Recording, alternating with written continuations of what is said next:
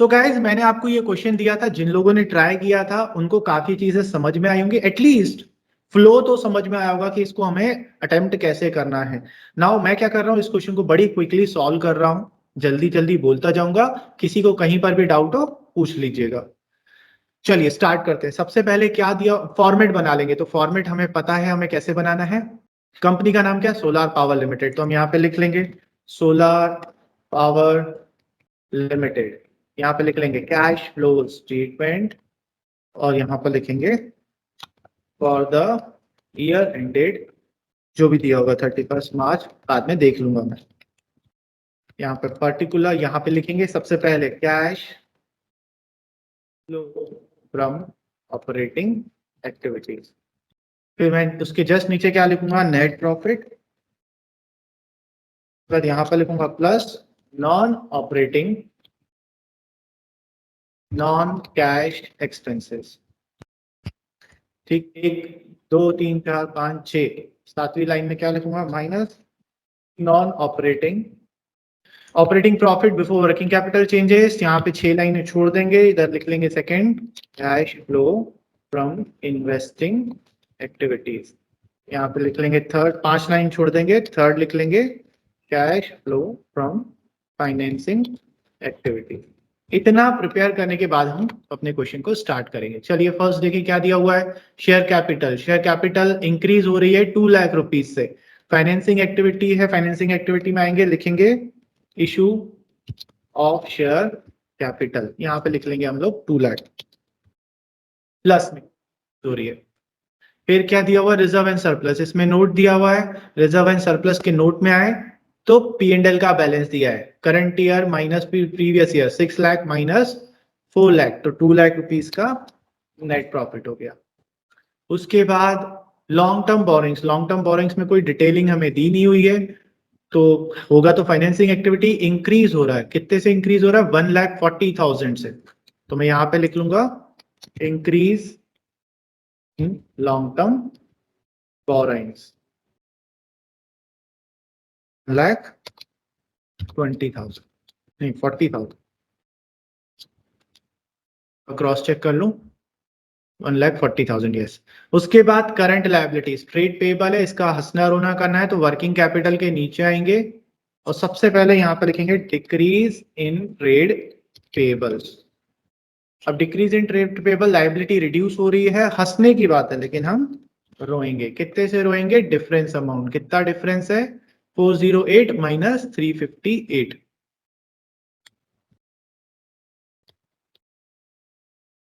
Thousand minus का आ जाएगा, bracket में लिख देंगे।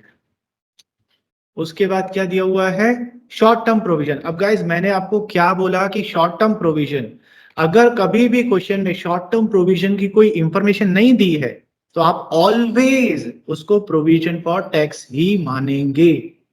समझ में आया। और प्रोविजन फॉर टैक्स के 2 केसेस होते हैं, केस 1 एंड केस 2। यहां पर देखें ओपनिंग और क्लोजिंग बैलेंस दिया है और एडिशनल इंफॉर्मेशन नहीं है, तो दिस इज केस 1। तो हमारा जो ओपनिंग बैलेंस है दैट इज 1,54,000, इसको टैक्स पेड मानेंगे। ऑपरेटिंग एक्टिविटी में सबसे नीचे आएंगे, लिखेंगे टैक्स पेड, माइनस में लिखेंगे 1,54,000, और जो क्लोजिंग बैलेंस है उसको प्रोविजन फॉर टैक्स मानेंगे और ऊपर आकर प्रोविजन फॉर टैक्स यहां पर प्लस कर देंगे 1 लाख। सिंपल। अब हमारा लायबिलिटी साइड पूरा कंप्लीट। आ जाए एसेट साइड में, सबसे पहले क्या दिया है, टेंजिबल एसेट। टेंजिबल एसेट्स में आए तो मशीनरी और एक्यूमुलेटेड डेट है, तो हमको क्या करना पड़ेगा, अकाउंट बनाना पड़ेगा दोनों का। सो हम लोग दोनों का अकाउंट बनाएंगे, पहले बना लेंगे। तो गाइस जैसे ही आप लोग अकाउंट बनाना शुरू करें ना, सबसे पहले तो ओपनिंग क्लोजिंग बैलेंस लिख लेना। एसेट फिक्स एसेट एसेट है, इसलिए डेबिट साइड पर ओपनिंग बैलेंस आ जाएगा, बैलेंस बी बाई डी, और ऑपोजिट साइड में closing balance by balance c by d. और जस्ट ऑपोजिट यहाँ पर होगा एक्यूमुलेटेड डेट, डेबिट साइड पर और क्रेडिट साइड पर ओपनिंग बैलेंस आएगा by balance b by d, और क्रेडिट साइड डेबिट साइड पर क्लोजिंग बैलेंस आएगा to balance c by d. इनके अमाउंट पुट कर देते हैं, कितना कितना दिया हुआ है, 20 and 25 40, 20 lakh and 25 lakh 40,000। चलिए उसके बाद एक्यूमुलेटेड डेप्रिसिएशन दिया है 3 लाख एंड 4 लाख, तो यहां पर पुट कर लेंगे 3 लाख एंड 4 लाख। ये पुट करने के बाद आप सबसे पहले एडिशनल इंफॉर्मेशन में जाएंगे, देखेंगे कुछ दिया तो नहीं है। हाँ, बोला during the year a piece of machinery costing 48,000 accumulated dep 32,000 was sold for 12,000। तो मुझे कोई और चीज नहीं दिखी, सबसे पहले सेल दिखा। क्यों सेल दिखा? क्योंकि सेल से पैसा आता है, पैसा आता है तो मजा आता है। तो मैं क्या करूंगा, सबसे पहले सेल को रिकॉर्ड करूंगा। फिक्स असेट्स के क्रेडिट साइड पे लिखूंगा बाय बैंक अकाउंट, इसमें सेल का अमाउंट लिखूंगा, कितने पे सेल करा, 12,000 पे। और जैसे ही पैसा यहां पर आया, इन्वेस्टिंग एक्टिविटी में जाकर लिखूंगा सेल ऑफ फिक्स्ड एसेट 12,000। तो पहले तो रोकड़ा लेकर आ गए अपन, अब हम सोचेंगे कि हो क्या रहा था। तो इसने बोला 48 की मशीन थी जिसपे आप डेप्रीसिएशन लगा चुके हो 32,000 का। तो इसका बुक वैल्यू कितना हुआ, बुक वैल्यू हुआ 16,000, पर आपने सेल कितने पर करा है, 12,000 पर। सो हमें यहां से क्या पता चला कि 4,000 का क्या हुआ है, हमें लॉस हुआ है।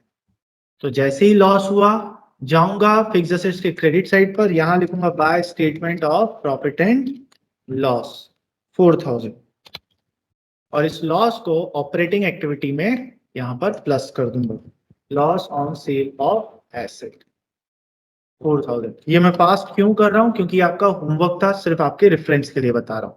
फिर भी किसी को डाउट हो पूछ लेंगे। और दूसरा काम क्या था, ये एक्यूमुलेटेड डेप है 32,000। तो ये एक्यूमुलेटेड डेप के डेबिट साइड पर आऊंगा, यहां पे लिखूंगा टू फिक्स्ड एसेट अकाउंट 32,000, और इसको ट्रांसफर कर दूंगा फिक्स्ड एसेट्स के क्रेडिट साइड पर बाय एक्यूमुलेटेड डेप 32,000। ये किसी एक्टिविटी में नहीं जाएगा। सो हमने एडिशनल इंफॉर्मेशन की सारी चीजें यूज कर ली, सारी चीजें यूज कर ली। अब इस अकाउंट को क्लोज करेंगे। सबसे पहले एक्यूमुलेटेड डेप को क्लोज करें, तो यहां पर एक बैलेंसिंग फिगर आ रहा है क्रेडिट साइड पर, 432 माइनस 3 लाख 132। ये क्या होगा, इसका कोई और ऑप्शन ही नहीं है, ये डेप्रिसिएशन ही होगा। क्योंकि लास्ट क्लास में मैंने आपको बताया था इस अकाउंट में चार ही चीजें आएंगी, ओपनिंग बैलेंस, क्लोजिंग बैलेंस, और ये एक्यूमुलेटेड डेप, और ये डेप्रिसिएशन फॉर द ईयर। तो एक्यूमुलेटेड डेप का क्या करते हैं, यहां से फिक्स एसेट में ट्रांसफर कर देते हैं बस। और ये जो डेप फॉर द ईयर आया, ये नॉन कैश आइटम है, इसे ऑपरेटिंग एक्टिविटी में आकर यहां प्लस कर देंगे, डेप्रिसिएशन 1,32,000। ठीक, ये खत्म। उसके बाद आए तो टेंजिबल एसेट हो गया। इनटेंजिबल एसेट में भी नोट दिया है, नोट में गुडविल दिया है, और गुडविल डिक्रीज हो रही है, डिक्रीज हो रही है। तो ऑपरेटिंग में लिखूंगा गुडविल रिटर्न ऑफ, और प्लस कर दूंगा। कितना डिफरेंस है, 224 माइनस 80,000, 1,44,000, सिंपल। उसके बाद आए करंट इन्वेस्टमेंट। तो करंट इन्वेस्टमेंट लास्ट क्लास में हम डिस्कस कर चुके थे कि वो कैश इक्विवेलेंट का पार्ट होता है, इसलिए उसका कुछ भी नहीं करना है, वो फाइनल आंसर में आएगा। उसके बाद इन्वेंट्री, इसका हंसना रोना करना है। इन्वेंट्री इंक्रीज हो रही है, तो यहां पे लिखेंगे इंक्रीज इन इन्वेंटरी। हंसने की बात है क्योंकि एसेट बढ़ रहा है, पर हम रोएंगे, माइनस करेंगे। कितना डिफरेंस अमाउंट है देखें, 2,42,000 से 258 हो गया, तो मतलब कितना हो गया, 16,000 हो गया। तो 16,000 यहां पर माइनस कर देंगे, ब्रैकेट में लिखेंगे। उसके बाद क्या दिया हुआ है, ट्रेड रिसीवेबल क्या था, इंक्रीज हो रहा है, इंक्रीज हो रहा है, तो इसको भी हम लोग यहां पर लिखेंगे इंक्रीज ट्रेड रिसीवेबल। हंसने की बात है लेकिन रोएंगे, कितने से रोएंगे देखें, 286 से 340 हो गया, मतलब 56,000 से रोएंगे अपन। 56 सर 54 54 है क्या, ओके। और सर इन्वेस्टिंग में हमने परचेज ऑफ मशीनरी भी नोट डाउन नहीं किया। हाँ, मैंने अभी इसको क्लोज नहीं करा ना, इस अकाउंट को अभी मैंने क्लोज नहीं करा, भूल गया था। ठीक है, कोई दिक्कत नहीं। ट्रेड रिसीवेबल हो गया। अब क्या बचा, कैश एंड कैश इक्विवेलेंट, तो ये तो नहीं करना है, तो ये तो आंसर का पार्ट है। अब बाकी सब कुछ हो गया, एडिशनल इंफॉर्मेशन भी हो गई। अब महिमा ने याद दिलाया कि सर आपने फिक्स असेट्स का अकाउंट क्लोज नहीं करा है, एक्यूमुलेटेड डेब्ट क्लोज कर चुके थे, इधर क्लोज करें। क्रेडिट साइड बड़ा दिख रहा है, अरे यार, इस साइड भी इतना ही बैलेंस आना चाहिए था, बट नहीं आ रहा है। तो हम लोग कैलकुलेट करेंगे 5,88,000 बैलेंसिंग फिगर आ रहा है, ये क्या होगा, परचेज टू बैंक अकाउंट। और ये परचेज है तो यहां पर आएंगे इन्वेस्टिंग में, लिखेंगे परचेज ऑफ फिक्स्ड एसेट्स और माइनस में लिख लेंगे 5,88,000। हो गया। अब क्वेश्चन में कुछ नहीं था, सारी चीजें हम कर चुके हैं, एक एक करके क्लोज करेंगे। सबसे पहले फाइनेंसिंग को क्लोज करेंगे, प्लस में आ रहे हैं 3,40,000। इधर करें तो माइनस 5,88,000 माइनस में है, प्लस 12,000, 5,76,000 माइनस में आ रहा है, तो ब्रैकेट में लिख लेंगे। आज जब आप ऑपरेटिंग में आते हैं तो पहले तो वर्किंग कैपिटल का आंसर निकालते हैं। इस 5,80,000 में बाकी सारी चीजों को एडजस्ट करेंगे। 5,80,000 माइनस 50,000 माइनस 16,000 माइनस 54,000 माइनस 1,54,000, 3,06,000 आ गए। तीनों के नेट आंसर आ गए, इनको प्लस कर देंगे। 3,06,000 प्लस माइनस 5,76,000 प्लस 3,40,000। तो ये हमारा, मैंने कहीं गलत लिख दिया है, 70,000 पॉजिटिव फिगर आ रहा है, तो इसमें हम लिखेंगे net cash inflow for the year. इसमें हम ऐड कर देंगे opening balance of cash and cash equivalent. तो कैसे, इसमें अपने को क्या करना है, इसमें अपने को दोनों फिगर्स ले लें, कैश का भी लेना है और करंट इन्वेस्टमेंट का भी लेना है। देखें कितना कितना दिया हुआ है, कैश का 750 और करंट इन्वेस्टमेंट 3 लाख, 7,50,000 प्लस 3,50,000। तो हमारा बैलेंस कितना आना चाहिए, 11,20,000 should be equal to closing balance of cash and cash equivalent. Check करें, 640 एंड 480, 640 एंड 480, 6,40,000 प्लस 4,80,000। तो आप इन दोनों को प्लस करोगे तो आपका 11,20,000 आ रहा है, मीन्स आपने सब कुछ सही किया है। ठीक है, तो जिन्होंने किया है आई एम प्रिटी श्योर आप लोगों को क्वेश्चन सॉल्व करने में मजा जरूर आया होगा, इंटरेस्टिंग लगा होगा, और जिन्होंने नहीं किया उनका तो कोई दिक्कत ही नहीं है। ठीक है, चलिए। So guys what we have done till now, हमने 5 एडजस्टमेंट कर लिए हैं, जिसमें से 2 बहुत इंपॉर्टेंट एडजस्टमेंट्स हमने कर लिए, वो है प्रोविजन फॉर टैक्स और एक है फिक्स्ड एसेट का। फिक्स्ड एसेट्स को समझने में और समझाने में जान निकलती है, और वो हम ऑलरेडी कर चुके हैं। और मेरा अल्टीमेट इंटेंशन भी यही था कि फिक्स्ड एसेट्स के एडजस्टमेंट को पहले लेना, ताकि हम maximum number of question practice कर सके। तो एक बड़ा चीज हमारे दिमाग से हट चुका है, अब छोटे छोटे से एडजस्टमेंट बचे।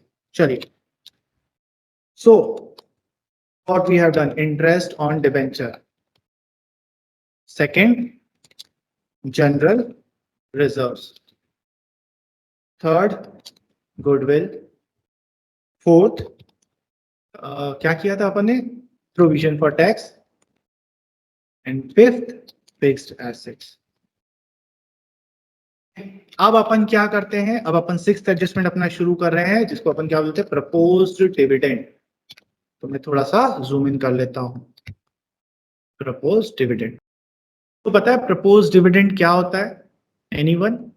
नहीं, ठीक है, कोई दिक्कत नहीं, मैं बताता हूं इसकी पीछे की कहानी। प्रपोज्ड डिविडेंड क्या होता है गाइस, सबसे पहले कंपनी क्या करती है, अपने फाइनल अकाउंट्स बनाती है, board of directors final accounts बनाते हैं, और वहां से उनको प्रॉफिट पता चलता है।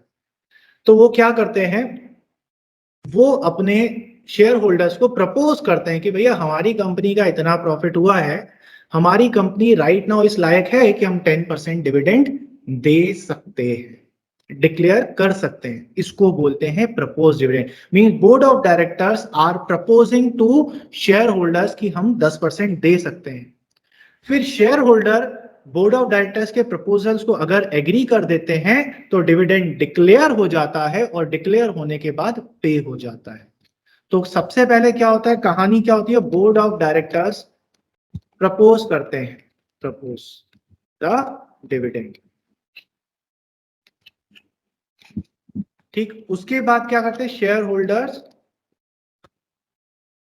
Agree on the decision.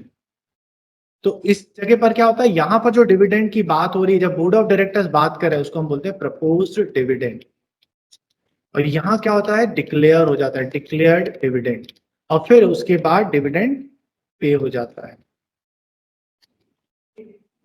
तो ये कहानी होती है। अब प्रपोज डिविडेंड क्या होता है, propose dividend board of directors ने सिर्फ प्रपोज करा है, ठीक है।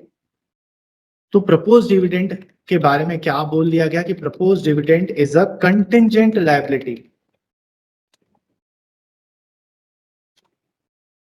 कंटिंजेंट लायबिलिटी, कंटिंजेंट लायबिलिटी का मतलब क्या है, ये एक्चुअल लायबिलिटी नहीं है। ये एक्चुअल लायबिलिटी कब बनेगी, जब शेयर होल्डर्स उसको एग्री कर लेंगे और वो डिक्लेयर हो जाएगा। सो प्रपोज डिविडेंड क्या होता है, it is a contingent liability. अब मैं आपको प्रैक्टिकल ग्राउंड्स पे बताता हूं कि जब बोर्ड ऑफ डायरेक्टर्स प्रपोज करते हैं तो अल्टीमेटली शेयर होल्डर एग्री हो ही जाते हैं। लेकिन अगर हम प्रपोज डिविडेंड का नेचर समझे तो it is a contingent liability, it is not an actual liability, क्योंकि अभी तक शेयर होल्डर्स ने हाँ नहीं करा, इसलिए आपको propose dividend will not be recorded in the balance sheet. Balance sheet, तो आपको बैलेंस शीट में कभी भी प्रपोज डिविडेंड नहीं दिखाई देगा। अब यहां पर मैं आपको एक इंडिकेटर दे देता हूं, ध्यान से सुनिएगा। आज से 2-3 साल पहले प्रपोज डिविडेंड को एक्चुअल लायबिलिटी माना जाता था, इसलिए प्रपोज डिविडेंड बैलेंस शीट के अंदर रिकॉर्ड होता था। बट 2-3 साल हो गए हैं, अमेंडमेंट अकाउंटिंग स्टैंडर्ड में भी आ गया है ना, और कंपनीज एक्ट में भी आ गया है कि propose dividend is a contingent liability. तो अगर कभी आपको कोई ऐसा क्वेश्चन दिख जाता है कि प्रपोज डिविडेंड आपको बैलेंस शीट के अंदर दिखने लगे, तो आप समझ जाइएगा कि ये बहुत पुराना क्वेश्चन है और आप उसको अटेम्प्ट नहीं करेंगे, क्योंकि वो रूल ही नहीं है। केस तो छोड़ दो, केस की बात ही नहीं, वो रूल ही नहीं है, डिमोलिश कर दिया गया अकाउंटिंग स्टैंडर्ड की तरफ से। उन्होंने सिंपल बोला, भैया ज्यादा नाटंकी नहीं करने का, प्रपोज डिविडेंड कंटिंजेंट लायबिलिटी है, इसलिए कभी बैलेंस शीट में रिकॉर्ड होगी ही नहीं। तो अगर कभी आपको ऐसा क्वेश्चन कोई दिखाए, ये मैं क्यों बोल रहा हूं, क्योंकि बहुत सारे टीचर्स ऐसे होते हैं जो बच्चों को चैप्टर पढ़ाते हैं और शीट दे देते हैं बढ़िया 50 क्वेश्चन की, सॉल्व करो बैठकर। अब वो शीट कब की बनी हुई है, बहुत पुराने सालों से बनी हुई है। तो why to go with those question which is not the part of law itself, तो आप उसको अटेम्प्ट नहीं करिएगा। चलिए, सो काट पीट के बाद क्या, propose dividend is a contingent liability. उसके पीछे मैंने आपको लॉजिक भी बताया क्यों कंटिंजेंट लायबिलिटी है, and it will not be recorded in the balance sheet, it will be shown in the information. तो आपको कहाँ मिलेगा प्रपोज डिविडेंड, एडिशनल इंफॉर्मेशन में मिलेगा। सर हमको क्या करना है, पहले हम समझ लेंगे क्या करना है और उसके बाद उसके पीछे का लॉजिक समझेंगे। तो आपको एडिशनल इंफॉर्मेशन में प्रपोज डिविडेंड दिखाई देगा, और जब दिखाई देगा तो दो बैलेंसेस होंगे, ओपनिंग बैलेंस भी हो सकता है और क्लोजिंग बैलेंस भी हो सकता है, ठीक है। मैं आपको क्वेश्चन में भी दिखाऊंगा कैसा होता है। सो अगर ओपनिंग बैलेंस है गाइस, ओपनिंग बैलेंस है, तो आप इस ओपनिंग बैलेंस को डिविडेंड पेड मानेंगे और इसे फाइनेंसिंग एक्टिविटी में जाकर माइनस कर देंगे, और साथ ही साथ इसको ऑपरेटिंग एक्टिविटी में जाकर प्लस भी कर देंगे।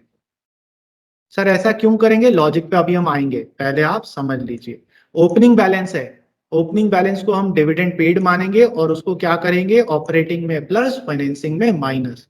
और सर क्लोजिंग बैलेंस का क्या करेंगे, क्लोजिंग बैलेंस को टोटली इग्नोर कर देंगे, भूल जाओ, देखो ही मत उसकी तरफ, समझे, बिल्कुल इग्नोर कर देना। जैसे कुछ कुछ बच्चे जिनको पढ़ने की इच्छा नहीं होती तो मेरी बातों को इग्नोर कर देते हैं ना, बस वैसे ही इग्नोर कर देना, ठीक। पर ऐसा क्यों होता है, ये समझ में आया करना क्या है, ठीक है। जैसे मैं आपको एक क्वेश्चन भी दिखा देता हूँ गाइस, ये थोड़ा सा जूम कर देता हूँ, ये देखिए, यहाँ से पहले पेन उठा लें। आपको ये क्वेश्चन दिया है, क्वेश्चन नंबर 43, ये क्वेश्चन हम कर चुके हैं पर मैंने उसमें से ये चीज हटा दी थी। देखिए पूरी बैलेंस शीट में कहीं पर आपको डिविडेंड नाम की चीज दिखाई नहीं देगी, ना ही नोट्स टू अकाउंट्स में। अब इधर एडिशनल इंफॉर्मेशन, ये नोट्स टू अकाउंट नहीं है, नोट्स टू अकाउंट ये है, ये नोट है, मतलब ये एडिशनल इंफॉर्मेशन है।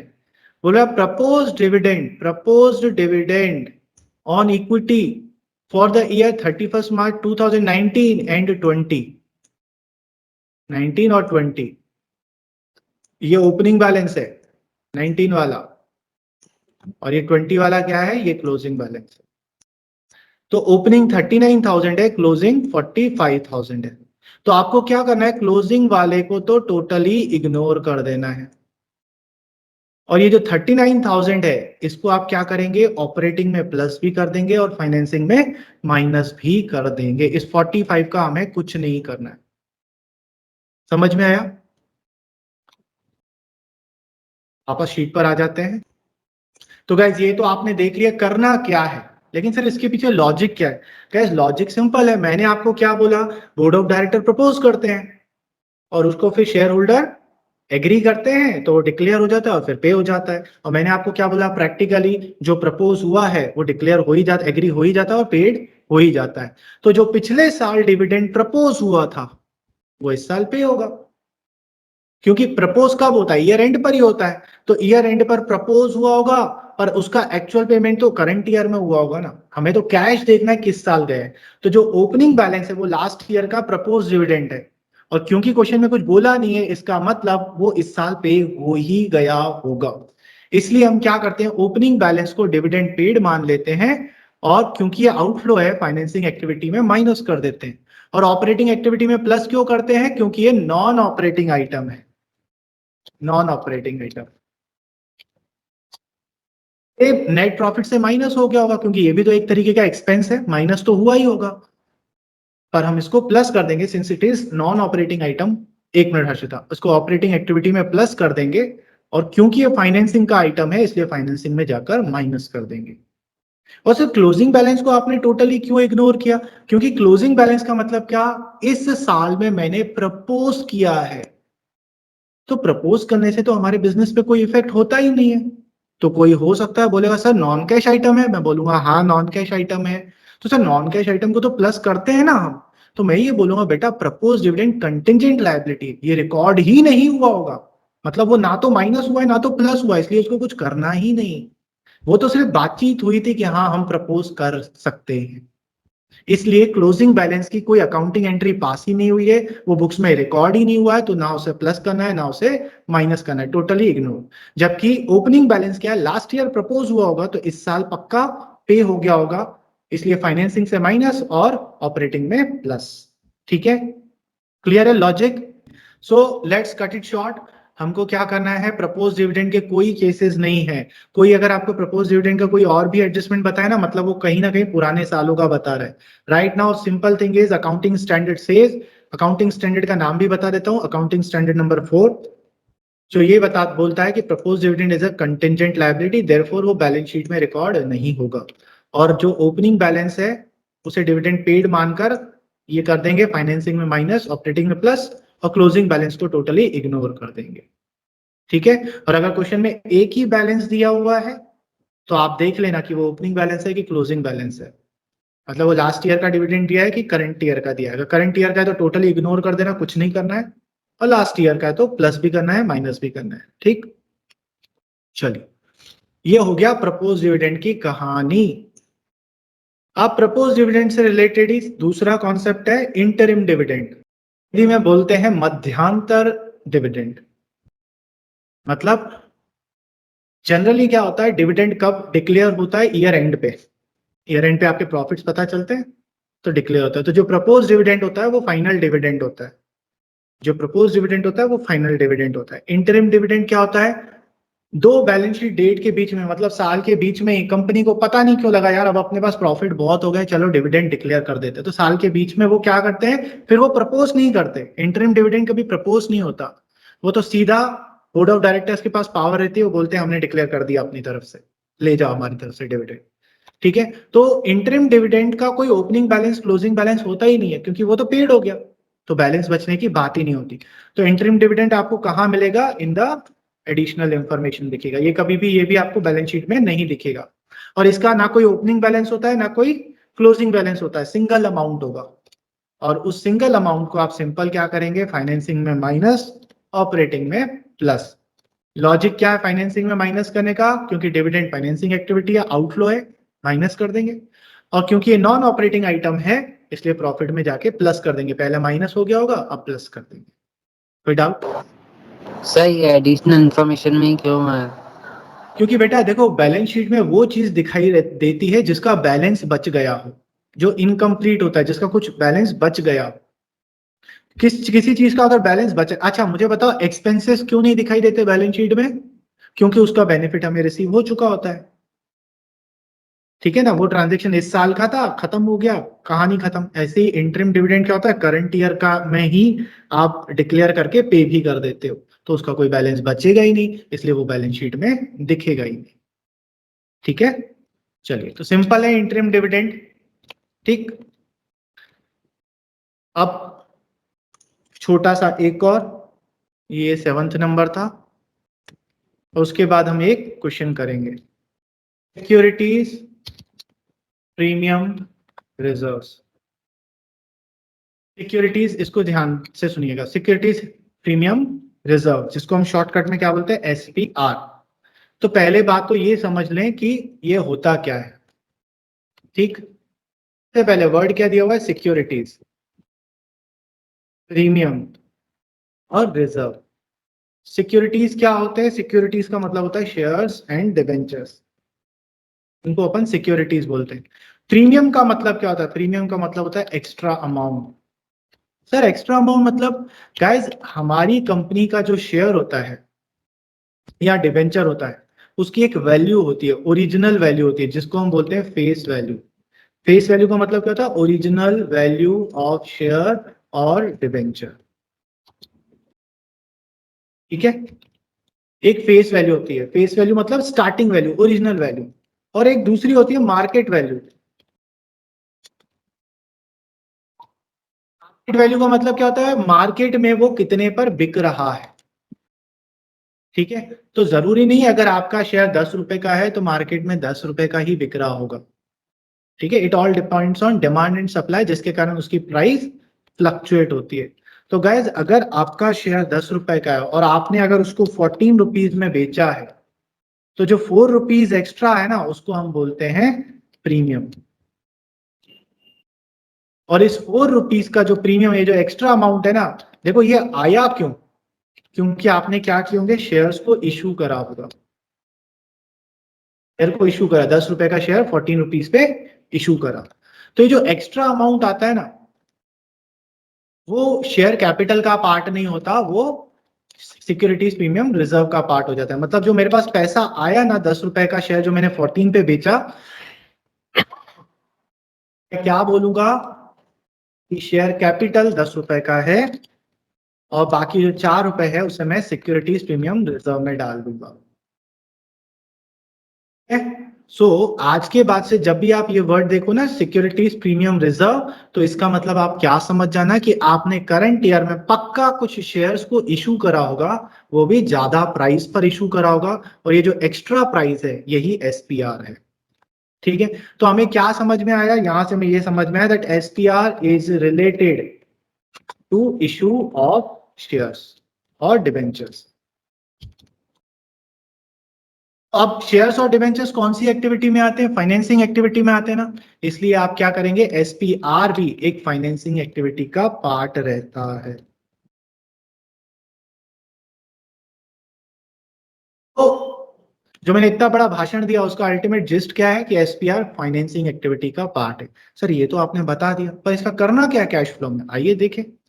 तो एसपीआर का बैलेंस या तो इंक्रीज हो रहा होगा या तो डिक्रीज हो रहा होगा।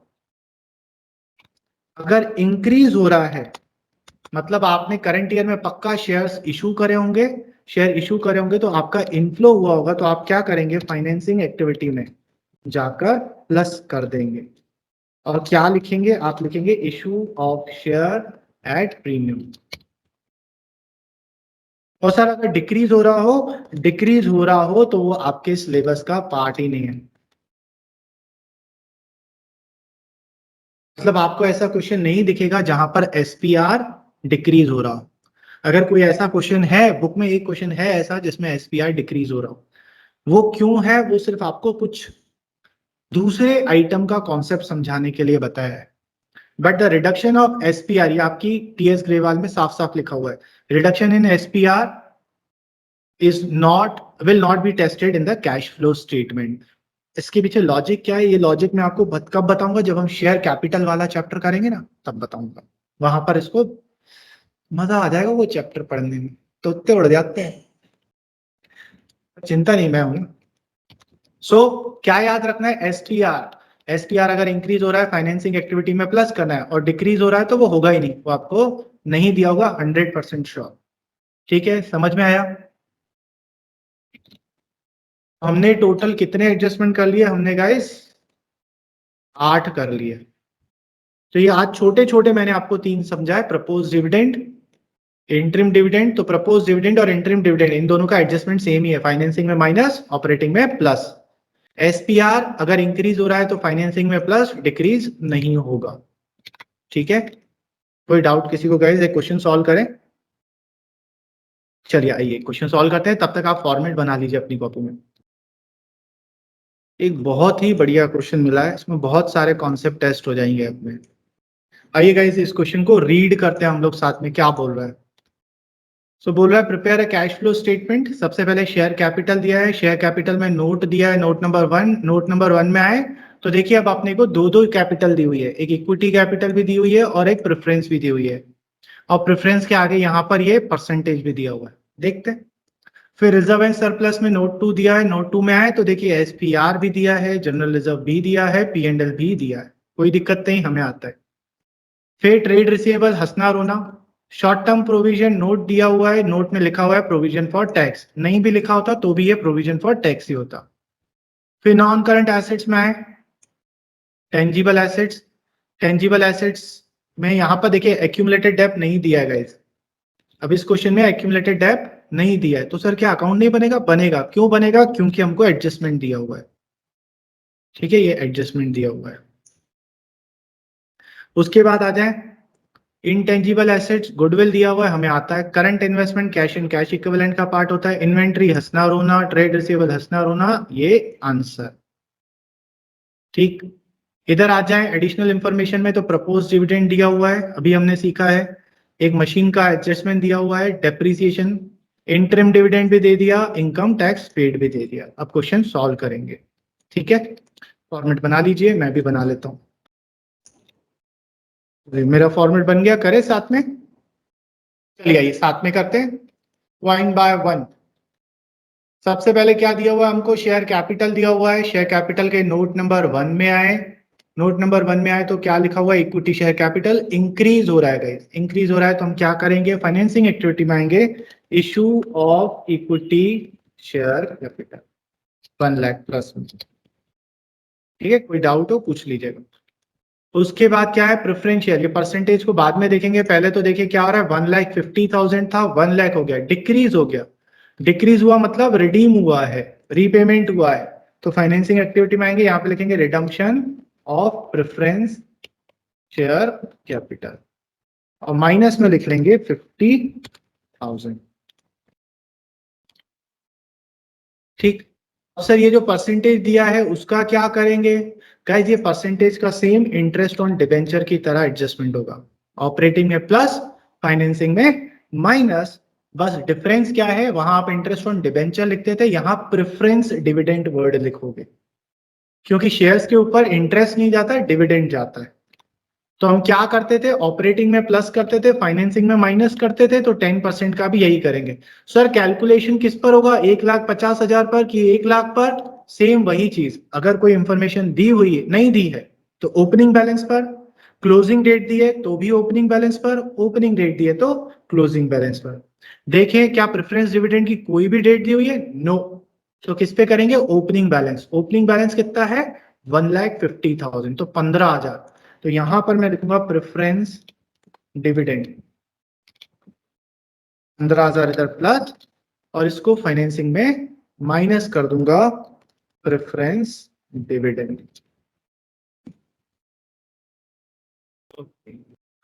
सो हमने शेयर कैपिटल पूरा कर लिया, वापस नोट खत्म हो गया, बैलेंस शीट में वापस आ जाए, शेयर कैपिटल हो गया। अब reserve and surplus, reserve and surplus पे नोट नंबर टू में तीन तीन चीज ये दी है। एसपीआर देखिएगा, एसपीआर इंक्रीज हो रहा है, डिक्रीज नहीं हो रहा है। और मैंने आपको क्या बोला था, अगर एसपीआर इंक्रीज हो रहा है ना, इसका मतलब पक्का आपने करंट ईयर में शेयर्स या डिबेंचर को इशू किया होगा। और देखिए आपके इक्विटी शेयर्स इशू भी हो रहे हैं 1 लाख के।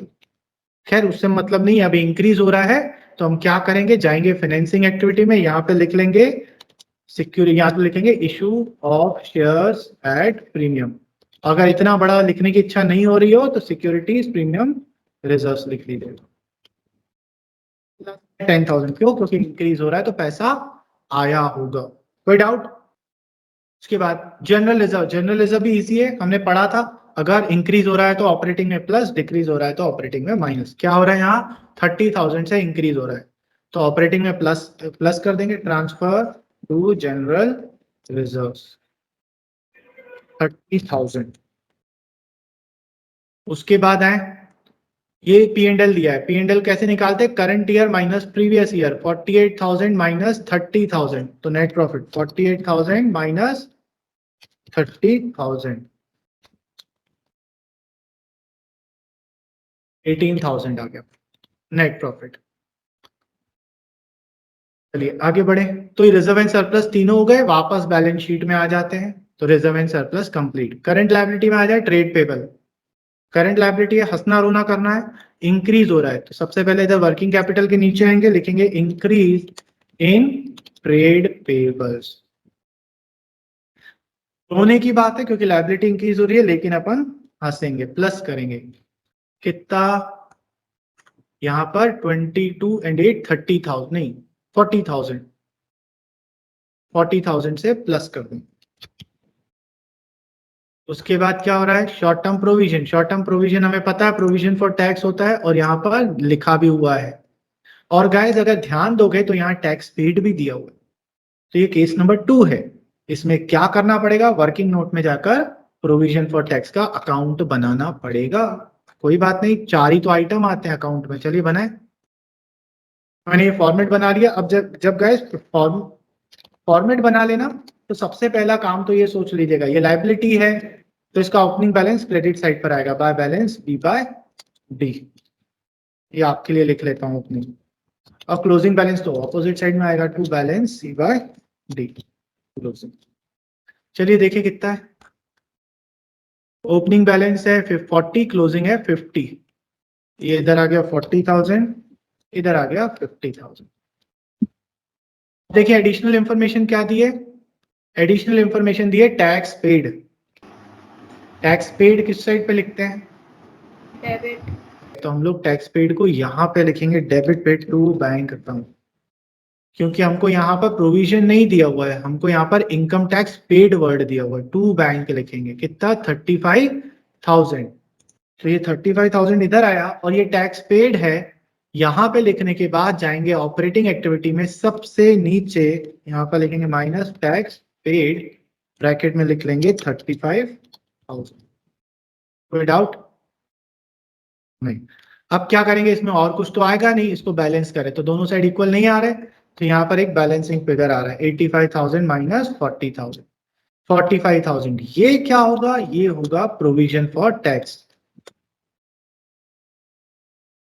इसको क्या करते हैं अपन, इसको ऑपरेटिंग एक्टिविटी में जाकर इधर प्लस कर देते हैं, प्रोविजन फॉर टैक्स 45,000। किसी को डाउट इस पूरे एडजस्टमेंट में? रश्मिका कोई डाउट? No sir. ग्रेट। चलिए तो ये प्रोविजन फॉर टैक्स हो गया। अब वापस बैलेंस शीट में आ जाए तो लायबिलिटी साइड पूरा कंप्लीट, एसेट साइड में आ जाए। अब यहाँ पर क्या दिया है, टेंजिबल एसेट्स नेट। नेट मतलब अब इस क्वेश्चन में एक्यूमुलेटेड डेब्ट नहीं दिया है तो हमें एक्यूमुलेटेड डेब्ट का कोई काम भी नहीं है। चलिए तो हम क्या करेंगे, अब अकाउंट एक दिया है तो एक ही अकाउंट बनेगा। पहले अपन 2 बना रहे थे, फिक्स्ड एसेट्स और एक्यूमुलेटेड डेब्ट, अब एक ही बनाएंगे, सिर्फ फिक्स्ड एसेट्स का अकाउंट। चलिए क्या दिया हुआ, ओपनिंग और क्लोजिंग बैलेंस 2,80,000 एंड 3,70,000। तो मैंने डेबिट साइड पर लिख लिया 2,80,000, 3,70,000। अब देखें एडजस्टमेंट क्या दिया हुआ है, सेकेंड वाला, अ मशीन कॉस्टिंग ₹50,000, डेप्रिसिएशन प्रोवाइडेड 30,000। ये क्या था गाइज? ये क्या है? ये है एक्यूमुलेटेड डेप। ये एक्यूमुलेटेड डेप है। अब क्योंकि यहाँ पर एक्यूमुलेटेड डेप का अकाउंट नहीं बन रहा है तो इसका कोई यूज भी नहीं है अपने को, राइट? जब एक्यूमुलेटेड डेप का अकाउंट बनाते हैं तब तो एक अकाउंट से दूसरे अकाउंट में ट्रांसफर करते हैं। यहाँ तो एक्यूमुलेटेड डेप का अकाउंट बना ही नहीं है तो ट्रांसफर करने की जरूरत ही नहीं है क्योंकि वो ऑलरेडी होगा। ठीक, तो इसका कुछ यूज नहीं है। आगे क्या बोला है? Was sold for ₹10,000। तो सेल किया है तो ये रोकड़ा आएगा।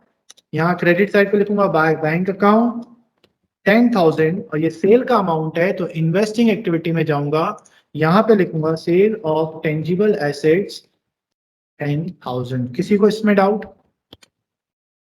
नहीं। अब सेल किया है तो प्रॉफिट और लॉस तो निकालना पड़ेगा। अब प्रॉफिट और लॉस कैसे निकलेगा? मैं बोलूंगा भैया मेरी मशीन 50,000 की थी, इस पर मैं 30,000 का डेप्रिसिएशन लगा चुका हूं, मतलब आज इसकी बुक वैल्यू कितनी है? 20,000। और इसको मैंने सेल कितने पे किया है? 10,000 पर। मतलब क्या? मुझे 10,000 का लॉस हुआ है। तो भले एक्यूमुलेटेड डेप नहीं रिकॉर्ड करूंगा पर लॉस तो रिकॉर्ड करना पड़ेगा 10,000 का। तो मैं क्या करूंगा? फिक्स्ड एसेट्स के क्रेडिट साइड पे जाऊंगा, यहां पे लिखूंगा बाय स्टेटमेंट ऑफ P&L। ये लॉस है, कितना? 10,000। और ये लॉस है इसलिए ऑपरेटिंग में इसको प्लस भी करूंगा, loss on sale of asset 10,000। किसी को यहां पर कोई भी डाउट? नहीं।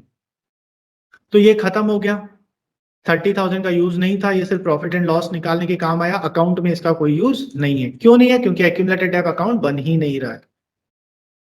उसके बाद बोला depreciation charge during the year. तो सर डेप्रिसिएशन को भी नहीं लिखेंगे क्योंकि एक्यूमुलेटेड डेप तो बन नहीं रहा, तो डेप्रिसिएशन तो हम तो एक्यूमुलेटेड डेप में लिखते थे। अब एक्यूमुलेटेड डेप नहीं बन रहा है तो ऑब्वियस सी बात है डेप्रिसिएशन मशीन अकाउंट में ही गया होगा। पढ़ा था ना 11th में, दो मेथड होते थे। जब प्रोविजन फॉर डेप नहीं होता था तो डेप्रिसिएशन को एसेट अकाउंट में रिकॉर्ड करते थे। तो अभी अगर अपने पास एक्यूमुलेटेड डेप नहीं है तो इस डेप्रिसिएशन 20,000 को हम लोग यहां पर ही रिकॉर्ड करेंगे बाय डेप्रिसिएशन 20,000। और क्योंकि ये डेप्रिसिएशन है, डेप्रिसिएशन नॉन कैश आइटम होता है, इसको ऑपरेटिंग में जाकर प्लस कर देंगे डेप्रिसिएशन। तो यहाँ कोई क्वेश्चन नहीं? सर फिर देखिए, हाँ बोलो। सर जो एसेट हमने सेल किया उसके ऊपर जो डेप्रिसिएशन था वो हमने फिक्स्ड एसेट में क्यों नहीं लिखा? क्योंकि बेटा अभी तुम एक्यूमुलेटेड डेप मेथड कर ही नहीं रहे हो। तो हम लोग पहले इस अकाउंट में क्यों ट्रांसफर करते थे? क्योंकि डेप्रिसिएशन आज से पहले कभी भी एसेट अकाउंट में गया ही नहीं था, वो दूसरे अकाउंट में पड़ा था। तो जिस साल सेल करते थे उस साल ट्रांसफर कर देते थे। पर अभी आप एक्यूमुलेटेड डेप मेथड कर ही नहीं रहे हो। इट मींस आप शुरू से ही डेप्रिसिएशन इसी अकाउंट में रिकॉर्ड करते आए हो। मतलब वो जो एक्यूमुलेटेड डेप है उस मशीन का, सेल वाली मशीन का, वो ऑलरेडी इसमें पुराने सालों से रिकॉर्ड होते हुए आया है, दोबारा करने की जरूरत नहीं है। अब देखिए और कोई मशीन का एडजस्टमेंट दिया है क्या? नहीं दिया हुआ है, तो मशीन अकाउंट को क्लोज कर देते हैं लगे हाथों। चलिए इस साइड 410 आ रहा था, इधर 280 आ रहा था। डिफरेंस अमाउंट निकालेंगे 4,10,000 माइनस 2,80,000, 1,30,000। ये क्या हो जाएगा? परचेस हो जाएगा टू बैंक अकाउंट। और इसको इन्वेस्टिंग में जाकर यहाँ माइनस कर देंगे 1,30,000 और क्या लिखेंगे? Purchase of tangible asset. ठीक है सर, आप फिक्स्ड एसेट्स क्यों नहीं लिख रहे हो? क्योंकि क्वेश्चन में टेंजिबल एसेट वर्ड यूज किया है, मैंने भी वही वर्ड यूज कर लिया। सर मैं फिक्स्ड एसेट लिखूंगा तो मार्क्स कट जाएंगे क्या? बिल्कुल नहीं कटेंगे। चलिए, सो टेंजिबल एसेट कंप्लीट। गुडविल, अरे इससे इजी एडजस्टमेंट क्या होगा? चलिए देखिए क्या हो रहा है, डिक्रीज हो रहा है तो ऑपरेटिंग में प्लस कर देंगे। गुडविल रिटर्न ऑफ, कितना डिक्रीज हो रहा है? 115 से 90 हो गया,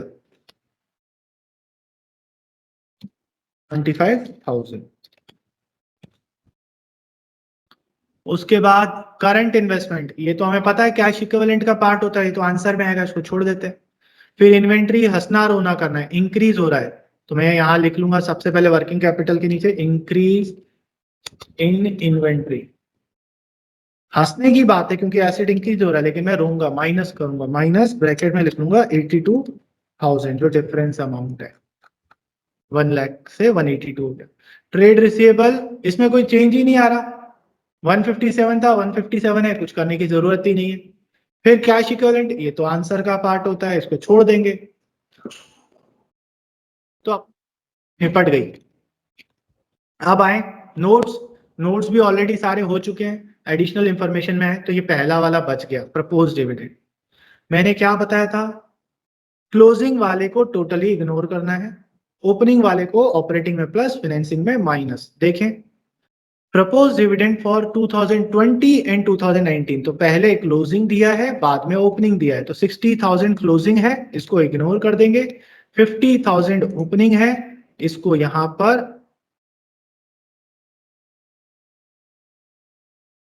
पर प्लस कर देंगे प्रपोज डिविडेंड ऑपरेटिंग में, और इसी अमाउंट को नीचे माइनस भी कर देंगे प्रपोज डिविडेंड पेड 50,000 ब्रैकेट। इसमें कोई डाउट गाइस? नहीं। आगे आए तो प्रपोज डिविडेंड हो गया, सेकंड वाला हम ऑलरेडी कर चुके थे, थर्ड वाला भी हम ऑलरेडी कर चुके। इंटरिम डिविडेंड, ये भी सिंपल है, मैंने आपको बोला था इंटरिम डिविडेंड हमेशा एडिशनल इंफॉर्मेशन में मिलेगा और इसका सिंगल ही अमाउंट होगा, इसके कोई दो अमाउंट नहीं होंगे। तो 20,000 है, इसको ऑपरेटिंग में प्लस करेंगे, यहां लिखेंगे इंटरिम डिविडेंड। क्वेश्चन मजा आ गया, सिंपल बट अच्छा क्वेश्चन। 20,000 और इसको नीचे माइनस कर देंगे, इंटरिम डिविडेंड 10,000।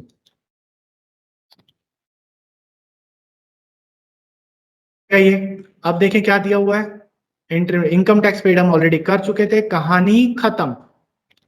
वर्किंग नोट भी हम सारे ऑलरेडी क्लोज कर चुके थे। चलिए आइए अब क्या करना है, अब तो टोटल करना है, तो यहाँ टोटल करें 1 lakh minus 50,000 minus 15,000 plus 10,000 minus 50,000 minus 10,000। तो यह पहली बार फाइनेंसिंग का आंसर अपना माइनस में आ रहा है। सर ये इंटरनल डिविडेंड 20 होगा, 20,000। 20 है क्या? ओके सॉरी, तो इधर भी 10,000 तो 25,000 आंसर आ जाएगा इधर माइनस में, वो भी। उसके बाद आए इन्वेस्टिंग, इन्वेस्टिंग भी माइनस में आ रहा है भैया, बहुत कैश आउटफ्लो हो रहा है भाई सबका। चलिए देखें 1000 माइनस 1,30,000, तो माइनस 1,20,000।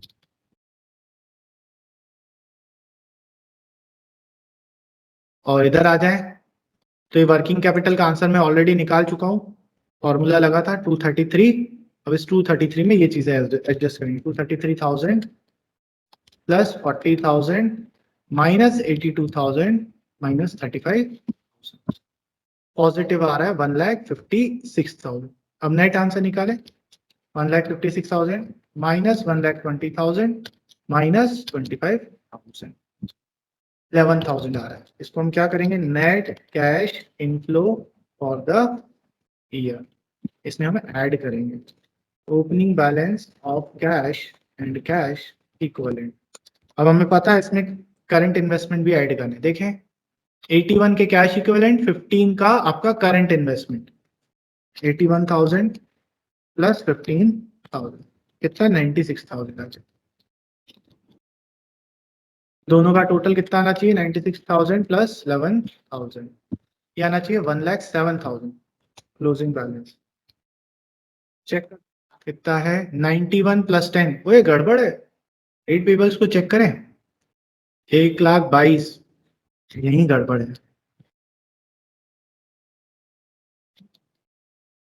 54,000 है और मैंने कितना लिखा है, 40,000, तो ये ट्रेड पेबल का अमाउंट मैंने गलत लिखा है, 34,000, 34,000